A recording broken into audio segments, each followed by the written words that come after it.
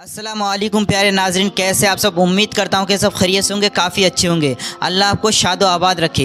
प्यारे नाजरीन, क्या वाकई मुसलमान भी 22 जनवरी को राम राम करेंगे? क्या वाकई मुसलमान भी अपने अपने घरों में दिए जलाएंगे? हाँ मेरे अजीज़ों, बहुत बड़ी खबर आप लोगों के सामने लेकर के हाजिर हुआ हूँ। आपसे मेरी गुजारिश है कि इस वीडियो को आखिर तक ज़रूर देखें। और हाँ, इस वीडियो के आखिर में मैं आपको मुफ्ती सलमान अज़हरी साहब क़िबला का एक बयान भी सुनाऊँगा, जिससे आप ये मालूम कर सकते हैं, जिससे आप ये सबक हासिल कर सकते हैं कि 22 जनवरी को मुसलमानों को क्या करना चाहिए और क्या नहीं करना चाहिए। तो आपसे मेरी गुजारिश है कि इस वीडियो को एंड तक ज़रूर देखें। तो चलिए दोस्तों, बिला ताखिर आज की इस वीडियो को शुरू करते हैं। मुसलमानों से और भारतीयों से अपील है कि 22 जनवरी को जी श्री राम जय राम का जाप करें और अपने घरों में भी, मस्जिदों में भी, मंदिरों में भी, दरगाहों में भी शाम को दिए रोशन करें। मोअज़्ज़ज़ नाज़रीन, आपने ये जनाब की बातें सुन ली हैं। जी सुन ली। 22 जनवरी सन 2024 और आप सब इस तारीख के हवाले से जानते हैं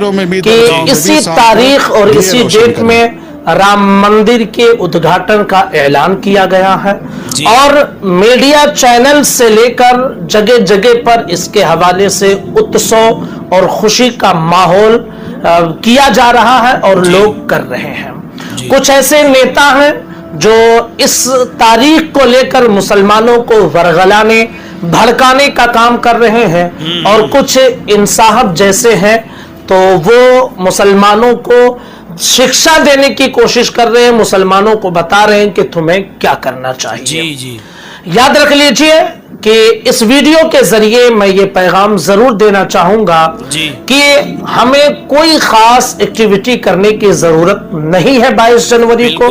जैसे हम अपने लाइफ रोजमर्रा के एतबार से जीते हैं और रोजमर्रा के एतबार से जैसे हम अपने काम करते हैं, रोजमर्रा के एतबार से जैसे हम अपनी लाइफ को एंजॉय करते हैं, हमें बस वैसे ही करना चाहिए। कोई खास एक्टिविटी करने की हमें जरूरत नहीं है। अब ये जनाब कह रहे हैं कि मस्जिदों में, मंदिरों में, दरगाहों में और घरों में दीप जलाएं, चिराग जलाएं, राम राम जय श्री राम करें। तो भैया आपको करना है तो आप करिए, आपकी आस्था है उसमें आप करिए, लेकिन जिनकी आस्था नहीं है तो उनको आप क्यों तालीम दे रहे हैं? बात सही है। क्या आप या किसी सिख को आपने देखा कि सिख जमात वाले अपने लोगों को ये कह रहे हैं कि तुम जो है इस दिन ये करो? नहीं कह रहे। क्या ईसाई मजहब वाले अपने धर्म वालों को कह रहे हैं कि तुम्हें ये सब नाम लेना है उस दिन? नहीं कह रहे। तो फिर आप क्यों मुसलमानों को जबरदस्ती इस चीज की तालीम दे रहे हैं? बात सही है। गैर मुस्लिम, हमारे यहाँ हिंदू जो जमात है वो राम में आस्था रखते हैं तो वो जय श्री राम या राम राम या जय राम, उनको जो कहना है वो कहेंगे। कोर्ट के ऑर्डर पे वो मंदिर बना रहे हैं, जाहिर सी बात है वो खुशी मनाएंगे, वो दीप जलाएंगे, लेकिन हमें किस बात की खुशी होगी? हमारी तो मस्जिद शहीद की गई है। कोर्ट ने ही ये बात कही है कि वहां पर मंदिर को तोड़कर मस्जिद नहीं बनाई गई है। तो अब हमारी मस्जिद तो शहीद हुई है, तो क्या हम अपनी मस्जिद के जाने की खुशी में दीप जलाएं?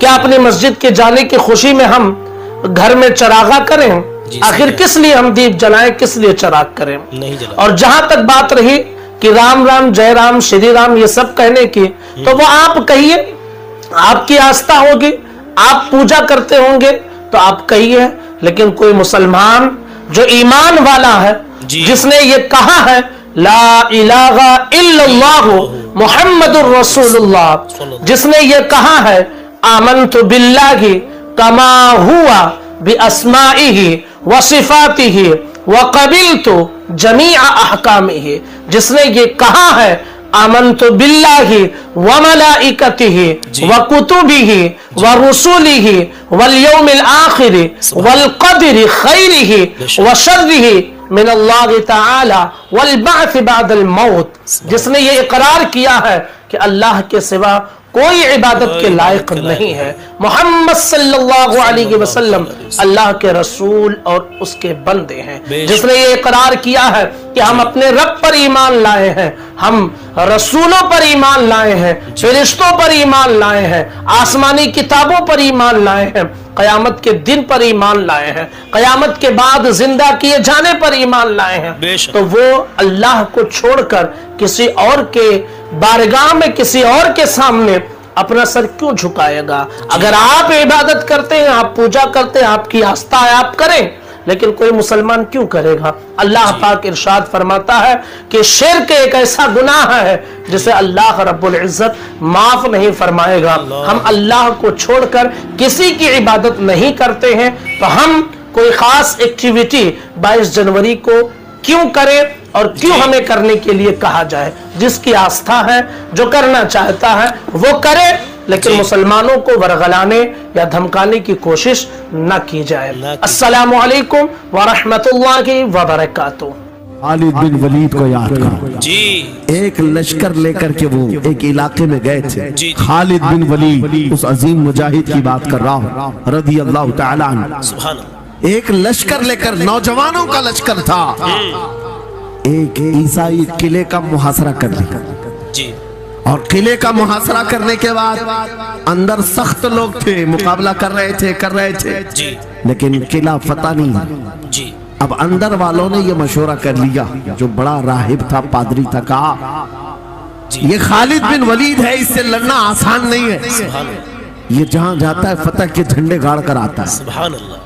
उसने जो गुरु घंटाल था सबको जमा किया और कहा मैं एक तरीका ढूंढा हूँ, इसके जरिए से इनके ऊपर हम कामयाबी हासिल कर लेंगे। अच्छा। ईसाई पादरी ने अपने सारे साथियों से कहा हम इनको 3 दिन का टाइम देते हैं। अच्छा। कि हम इनको सुलह करने की बात करेंगे, लेकिन मेरी एक शर्त होगी, या अपने नौजवान साथियों को लेकर बाजार से गुजरते हुए आ जाए जी। अगर सही सलामत इनके सारे फौजी आ गए, हम किले की चाबियां दे देंगे। सारे ईसाइयों ने पूछा क्या करना क्या चाहते हो?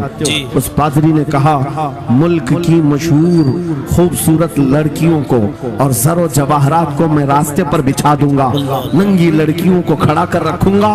जब खालिद बिन वलीद की फौज यहाँ से गुजरेगी, नौजवान है, नफ्स भड़कता है, और इस तरह से एक नौजवान को खरीदने के लिए 2 ही चीजें होती हैं, एक औरत है, दूसरी दौलत है, और नौजवान इसमें फिसल जाता है। मैं जानता हूं कि जब ये दोनों चीजें सजा कर रख दी जाएं, खालिद बिन वलीद के ये लश्करी टूट पड़ेंगे औरतों पर और दौलत पर, हम आसानी से इन पर काबिज हो जाएंगे। सबने वाह वाह किया, तालियां बजाई, और पादरी आकर खालिद बिन वलीद से कहता है हम आपसे लड़ना नहीं चाहते, हम आपसे मुकाबला नहीं करना चाहते, आप 3 दिन के बाद अपने लश्करियों को लेकर इस बाजार से गुजरते हुए आ जाइए, सही सलामत अगर आप पहुंच गए तो किले की चाबियां आपके हवाले कर दूंगा।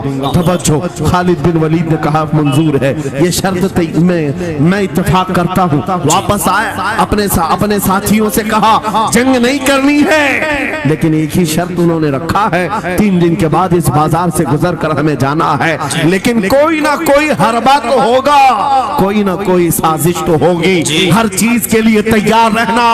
खालिद बिन वलीद अपने उन नौजवान लश्करियों से कह रहे थे, ऐ नौजवानों तवज्जो से सुनना इस बात को, आज भी दुनिया ये सारे हरबों पर अमल कर रही है हमारे साथ, हमारे नौजवानों के साथ। खालिद बिन वलीद के 3 दिन गुजर गए, ईसाइयों ने अपनी तैयारियां खूब कर ली, बाजार में ओरियां लिबास में, आधे लिबास में नंगी लड़कियों को खड़ा किया, सरो जवाहरात दौलत के अंबार बिछा दिए।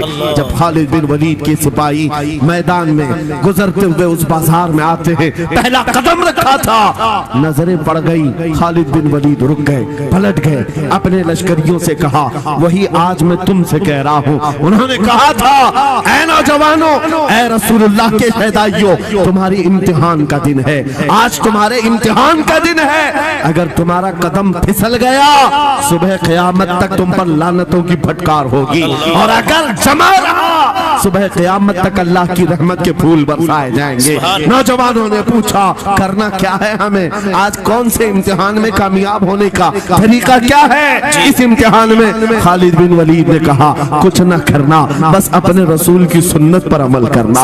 कहा हम तो करते हैं, यहाँ क्या करना है। खालिद बिन वलीद कहते हैं मैंने मेरे मुस्तफा करीम को देखा है, जब रसूलुल्लाह मदीने के बाजार से गुजरते थे अपनी नजरें नीची करके जाते थे। आज तुम बाजार से जा रहे हो, बस इस सुन्नत पर अमल कर लो, अपनी हया की नजरें झुकाकर चलना, फिर उसके बाद अल्लाह मालिक है। खालिद बिन वलीद के जोश और वलवले से भरी हुई ये तकरीर ऐसी असर कर गई, वो नौजवान एक दो नहीं थे, सैकड़ों की तादाद में थे, सर झुकाए बाजार से ऐसे चल रहे हैं। तारीख निगार कहते हैं वो इस तरह से चल रहे थे कि उनके सरों पर अंडा भी रख दिया जाता तो नहीं गिरता, न इधर हिलाए न उधर हिलाए, न इधर देखे न उधर देखे, और बराबर अपनी नजरें जमीन पर झुकाए हुए तेजी से चलते हुए उस किले के फाटक तक पहुंच गए। वहां वो पादरी साहब इंतजार में थे, भटक गए होंगे, औरतों से भिड़ गए होंगे,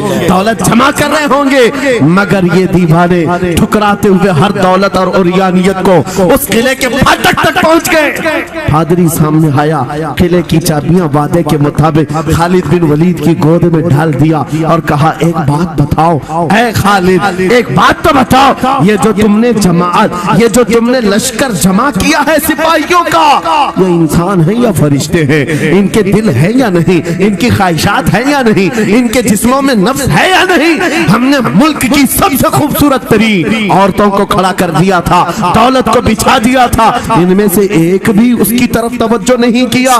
खालिद बिन वलीद मुस्कुराकर जो जवाब देते हैं वो हमारा ईमान होना चाहिए। क्या जवाब देते हैं? फरमाते नादान, ऐसी उन आंखों को तू खरीदने की कोशिश कर रहा था जिन आंखों में पहले से जमाले मुस्तफा बसा हुआ।